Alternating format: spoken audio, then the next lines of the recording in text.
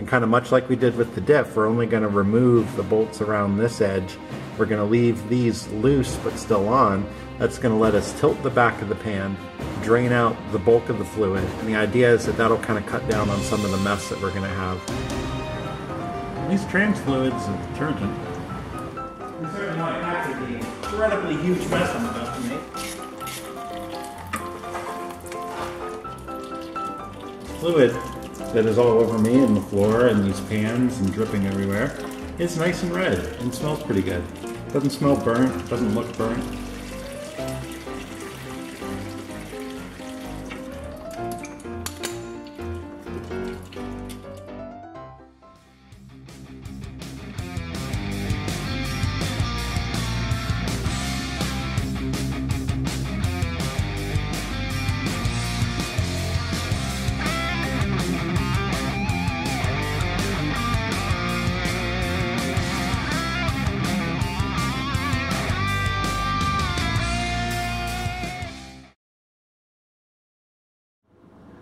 Okay, so our next job, we're going to go ahead and change the fluid in the rear diff. And to do that, we are going to take the back cover off, and we'll go ahead and inspect everything while we're in there. Now, to take the back cover off, we are going to have to go ahead and pull off the inner roll bar. So we're just going to loosen the actual attaching bolts on the bottom, and then we'll leave the end links and we'll just swivel it out of the way.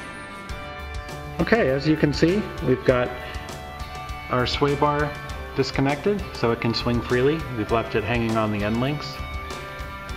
And that means we can go ahead and remove the rear cover on our differential. So we're actually gonna take off the bolts on the bottom all the way up until there's pretty much the top three there, which we're just gonna loosen. And that'll let us pop the bottom of the differential open, drain everything into our drain pan, and then once it all drains out, we'll take the top ones off and remove the back cover so we can replace the seal. And that way we won't have the cover popping off and falling in the drain pan and making a mess.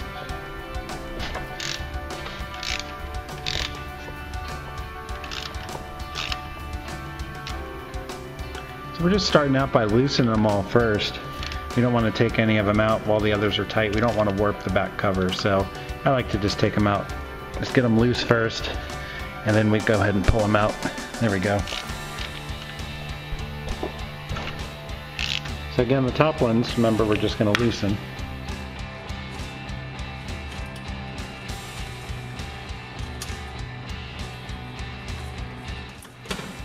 Okay, there we go. Loosen the cover. Again, try to do it without making too much of a mess.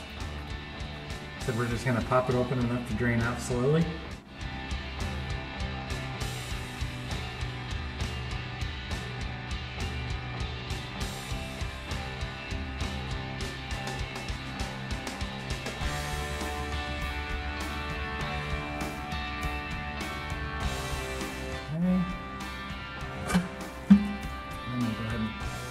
And again, see how we can only pull it this far because we've still got the top bolts in. So we can go ahead and remove those, and then we'll be able to pop off the cover. So far, we haven't made any mess. It's a little too early to be talking.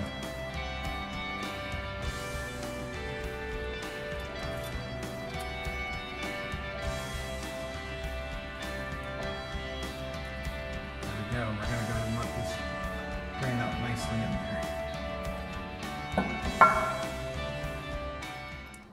Alright, so here's just another close-up view of our rear diff with the cover off. Again, still letting the remnants of the oil drain out, and then we're going to go ahead and inspect everything, make sure everything looks good. If so, we're going to clean up our gasket surfaces, clean our rear cover, and then go ahead and apply a bead of RTV and reinstall.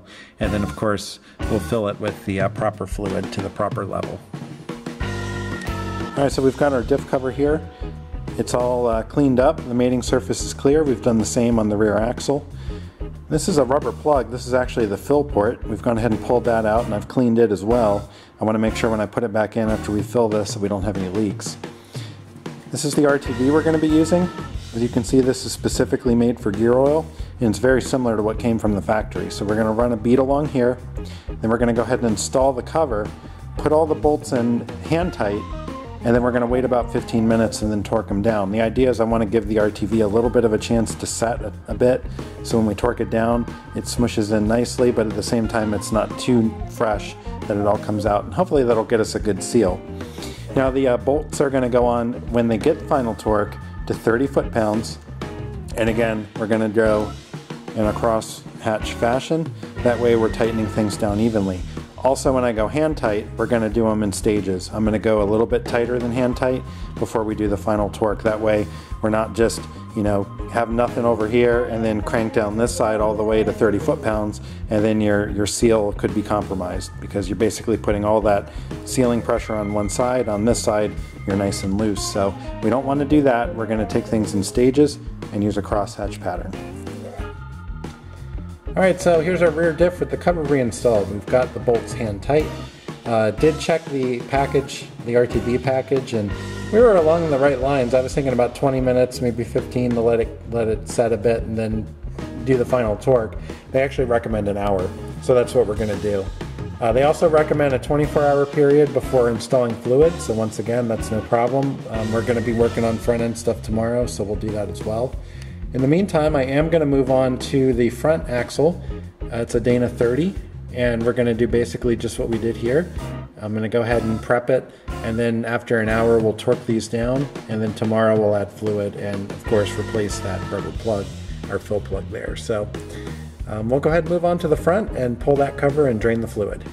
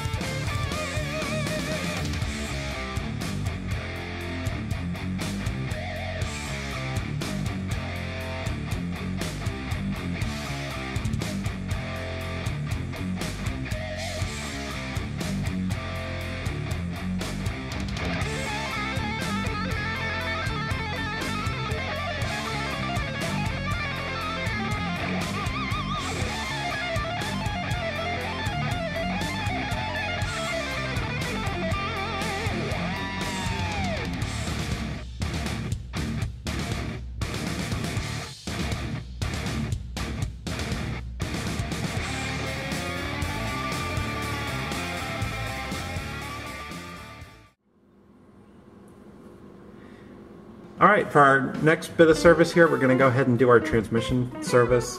Basically what we're going to do is drop the pan and then replace all the fluid that we lose from that.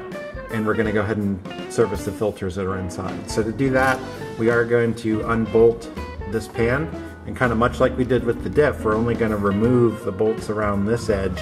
We're going to leave these loose but still on. That's going to let us tilt the back of the pan, drain out the bulk of the fluid, and then we can go ahead and remove this, drop the pan, and dump out the rest.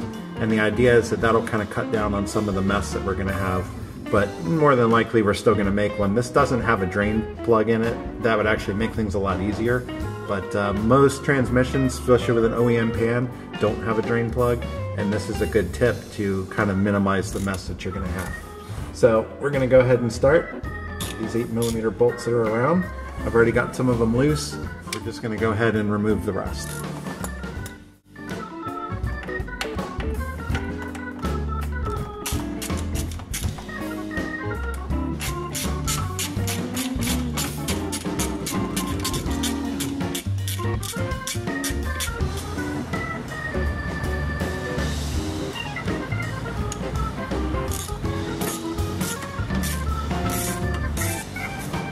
I don't know why I can never do this this and have this job be clean. This might be why I need to install a drain plug in this. It'd be an aftermarket pan that has one, but there's one has an incredibly huge mess I'm about to make.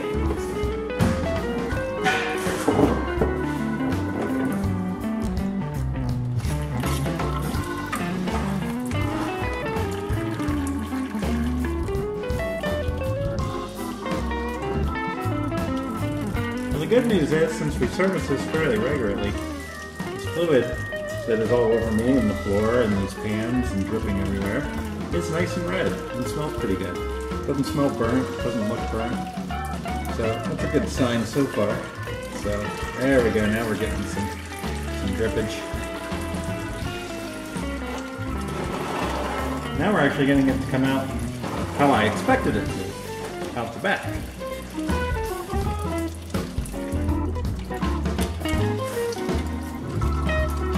See, here's our little bit more controlled pan drop.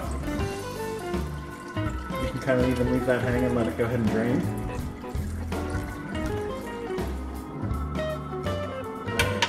Pull the pan up. Take out these bolts that we loosen. And we're ready for our pan drop.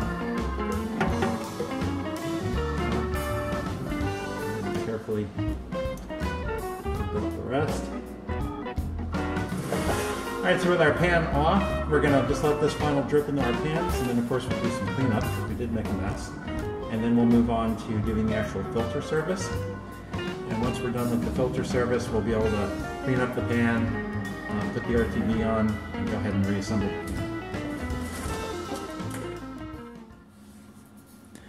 Okay, we're here underneath our Jeep and we're finishing up our transmission service. So the next step we're going to do, we've got everything kind of cleaned up. We've let it drip pretty good. We're going to go ahead and replace the two filters, this panel filter here, and we're going to make sure we get the round seal off as well that's up there, and then of course the spin-on filter as well. The main reason I say that about the seal up there are cases sometimes when you remove this, the actual round seal on the pickup tube will be stuck up there and not come out with it. It's pre-installed on the new filter, so if you don't take that off, put the new one in, you're going to end up with two seals and have a leak. Also with the spin-on filter, you're going to want to make sure you tighten that appropriately. Our panel filter is held on with a screw right here, and it is a Torx, looks like a T25. Okay, once we pop that off, careful not to drop the screw into the drain pan. Go ahead and remove our panel filter and then touch the fluid. Then we can go ahead and remove our spin-on filter. Hopefully we can get it off by hand. There we go.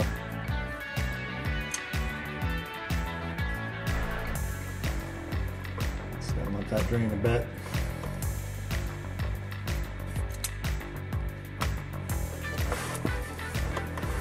Alright, so a couple things. Hopefully you can see this. We want to make sure that this piece comes out. I've had it where sometimes you take this off, this piece will stay on, this threaded piece. So make sure that comes off with it. That's already installed on the new one. And again, on the panel filter, you're going to want to make sure the round seal comes off, and I don't see it. So we're going to have to make sure that we go up there and pull it off the pickup. So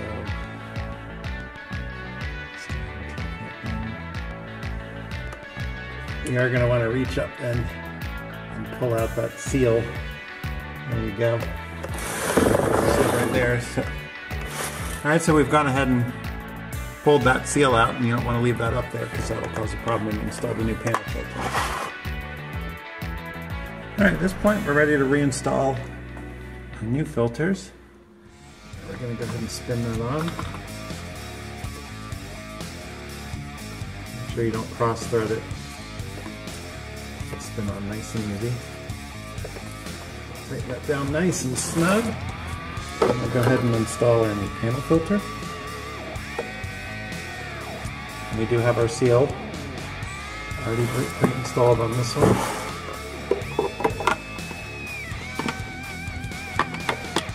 Yeah, once we get that, yeah, let's just hold it. We'll go ahead and put our screw back in. tighten the screw. Alright, so that's our 2 filters reinstalled. We'll go ahead and torque the screw to the proper spec as soon as we check the book. Then we're going to continue cleaning the mating surfaces, just double check them, make sure they're good, and then we'll go ahead and put a bead of RTV on the pan and be ready to reinstall it much like we did the diff covers. Once that's done, we're ready to do the fluid in it.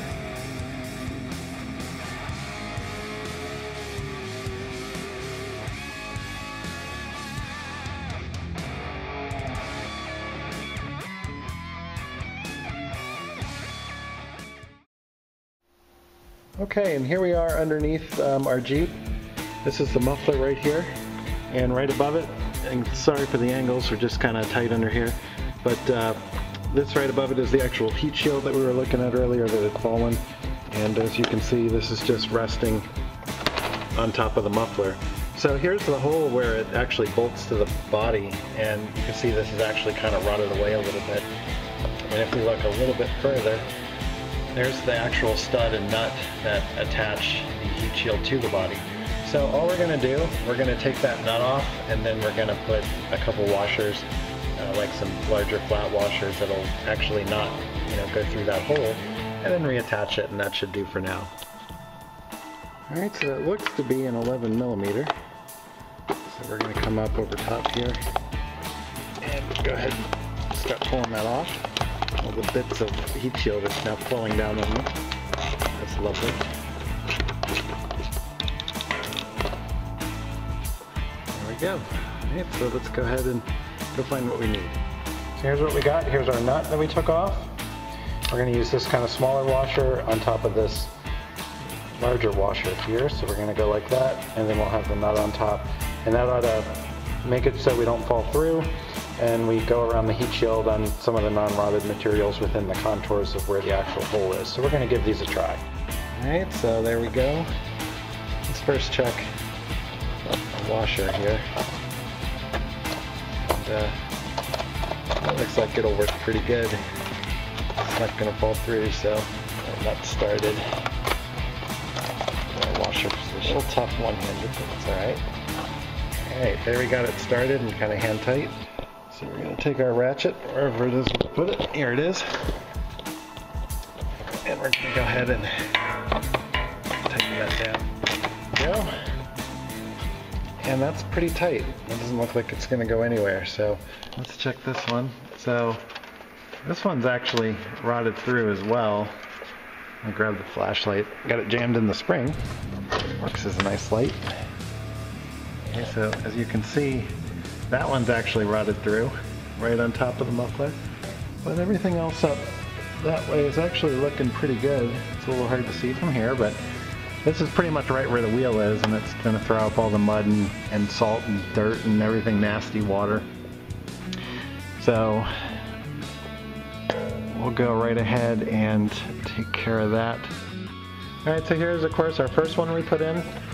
And then here's the second one that we went ahead and repaired with a washer, and this is nice and tight up there. This covered up the rotted spots really well. The whole thing looks pretty good otherwise.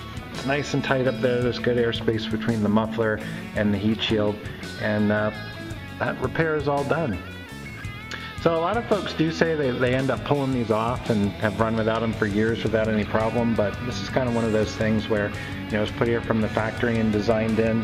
It is a heat shield from this muffler, and it goes up actually to the catalytic converter, which gets pretty hot. So, I'd prefer to keep it, and for us it was a very simple repair.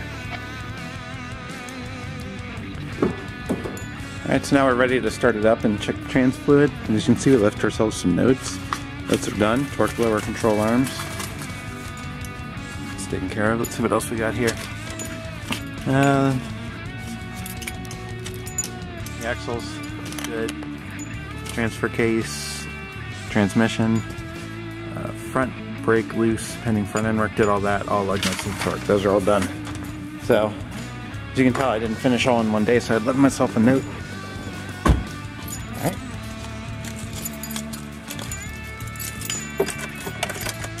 Also, before I do anything, I'm going to take it out of 4 low.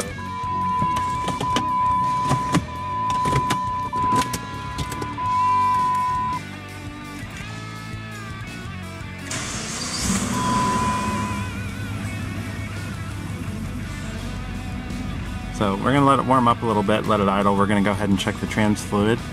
You got to do that running, so it's kind of a whole nother thing. I won't show how to do that in just this time, but you know, we do it while the engine's running after cycling through. Just pull the dipstick and check it, and if we need to, we'll add some. So I don't really have the tripod with me, so I don't want to have the camera fall into the fan or something.